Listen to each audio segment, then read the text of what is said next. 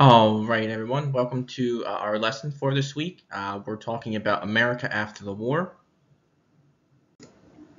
All right, everyone. Here's our objectives and standards: to identify problems Americans face following the war, and to analyze the factors that created a booming economy.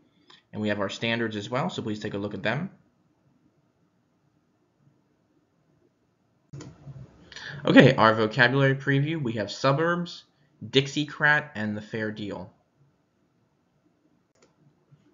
So I want you to think about this and make sure you answer this in the think about this section again. What impact does war leave on a society after conclusion? We know that war can be a horrible, terrible thing for both sides, the victors and the people, the losers. But sometimes war can boost a country sometimes too. So in what ways can war have a kind of positive effect on a country in a way? And our essential question, what led to the economic boom in the United States after the war? Okay, so in 1946, after the war, 10 million men and women were released and returned home from war. Remember, we discussed this back during World War II, that veterans had been receiving educational benefits and loans for homes and farms from the GI Bill of Rights, which was passed in 1944 before the end of the war. With that said, there was a housing crisis in 1945 and 1946, so following the war and at the end of the war. And many veterans were living in tiny apartments, or they were forced to live with family members. To help alleviate this, we had two developers came up with a plan. Their names were Henry Kaiser and William Levitt. They were both developers, and they kind of came up with an idea to respond to the housing crisis.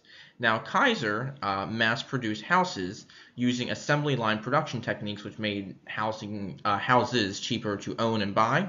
And Levitt sold houses at a cheaper price in small communities outside the cities. One of the first ones was Levittown, and so that's where some of these names come from. These communities would later become known as the suburbs, or places that were located outside of major metropolitan areas. Here's a picture of what one of the suburbs looked like. You can see how many of the homes were designed the same. You can see how the streets are kind of lined out, equal to each other, parallel to each other.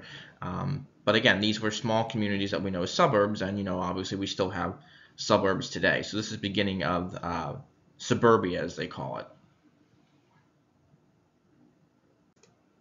it.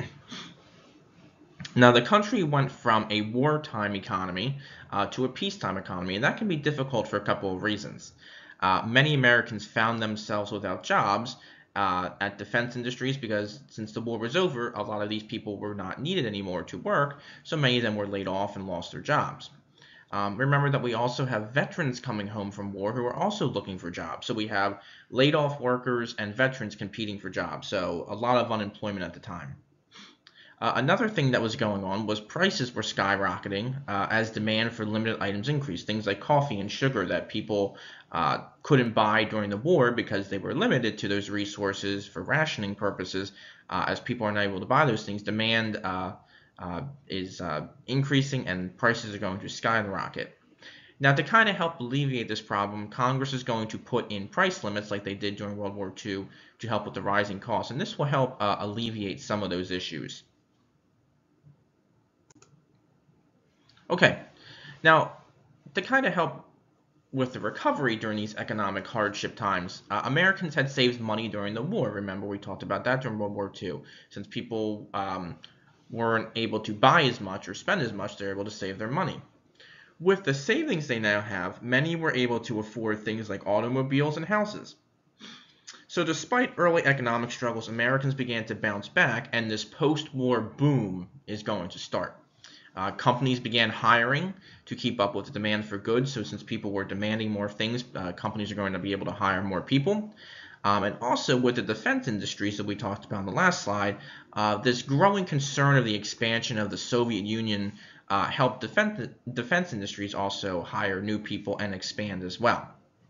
And again, the Marshall Plan, which we talked about in our last unit, in Europe also led to stronger markets overseas, so Americans could export more of those goods over there and make more money.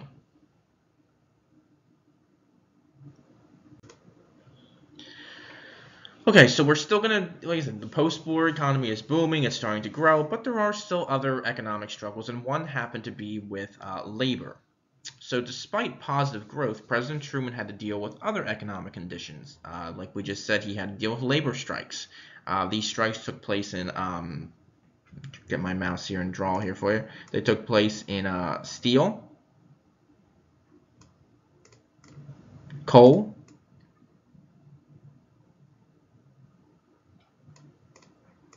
and the railroads. So, those are the three major areas or industries where strikes were taking place. Okay? Uh, Now, Truman had typically agreed with unions, but he's not going to allow them to shut down the country. So he actually threatened to have them drafted and placed as soldiers required to work by the president. So he's kind of using his military power a little bit to do that. He also thought of having the government take over the industries. That way they couldn't shut the country down. So if the government took over the industries, life could still continue on. But before he could propose the idea to Congress, the industries, I think, kind of, were a little afraid that what Truman was proposing, and they do end the strike. So Truman was also a strong supporter of civil rights. In 1946, President Truman established a President's Commission on Civil Rights. Now, under the recommendation of the group, Truman asked for certain reforms. He asked for a federal anti-lynching law. He asked for a ban for poll taxes. What poll taxes were, and we'll talk about this in our civil rights unit when we get to it, poll taxes required African Americans to pay a certain fee to be able to go into the poll to vote. A lot of times, many African Americans were unable to pay this poll tax, so they were not able to vote, which is illegal. You cannot stop someone from voting, but Southern governments in the South at this time were finding ways to prevent African Americans from voting through discrimination. He also urged a creation of a permanent civil rights commission. Now, Congress refused to pass the measures, and they also refused to integrate the armed forces. During World War II, we had black troops. As you remember, we had African American troops and Mexican American troops, but they were separate from white troops. They weren't allowed to serve in the same units or groups or whatever. So Truman had asked Congress to integrate them to allow African Americans and whites to serve in the same military units. So Congress did refuse this. So Truman says he's had enough. He decides to take action himself. In July of 1948, he ordered an executive order that integrated the armed forces and called for an end to discrimination for the federal government. Okay, so people who were hired by the federal government wasn't just going to be white people or whatever. It was going to, they had to have, they had to start hiring African Americans as well. And another thing that happened is the Supreme Court also ruled that African Americans could not be banned from living in certain neighborhoods. Okay, so before this, some neighborhoods or developments were forbidding African Americans to purchase homes in those areas. The case went to the Supreme Court, and the Supreme Court said that was illegal. You cannot stop someone from living where they want to live. All right, so let's talk about the election in 1948.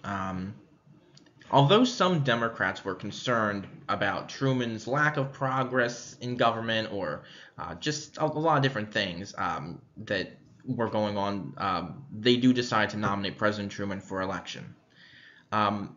Remember that in the southern parts of the country, the southern states, many of them, like we said, were against civil rights. So to protest these recent civil rights measures that President Truman had enacted, Southern Democrats formed a states' rights political party known as the Dixiecrats.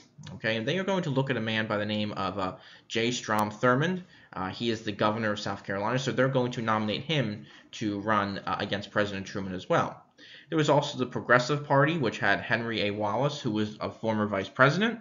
And the Republicans are going to nominate a man by the name of Thomas E. Dewey, who was the New York governor at the time. So we have four different people running for president in 1948. Now, many did not think Truman could win re-election, but if you look at the electoral map here, you'll see that Truman's in the blue here, and he did kind of shock the nation.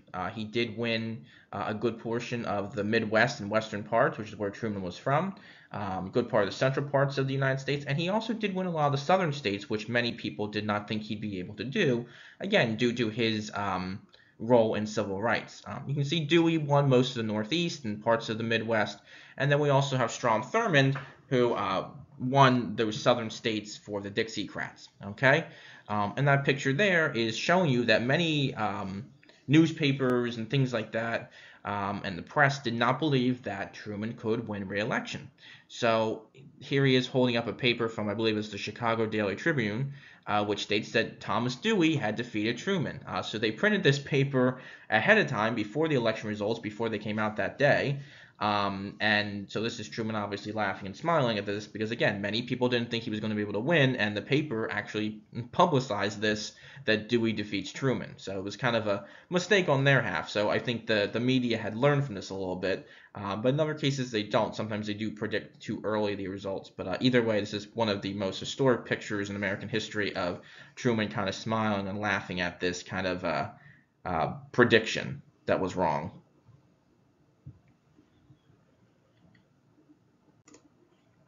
So after his stunning victory, Truman proposed broad economic ideas as an extension to Franklin D. Roosevelt's New Deal. Remember, Truman was the vice president for Roosevelt. So he comes up with this thing called the Fair Deal. Okay, so this is one of your other vocab words, the Fair Deal.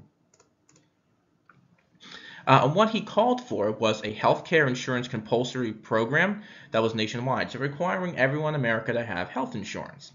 You can probably tie this into the present with what President Obama and Congress had done a couple of years ago with the Affordable Care Act, also known as Obamacare.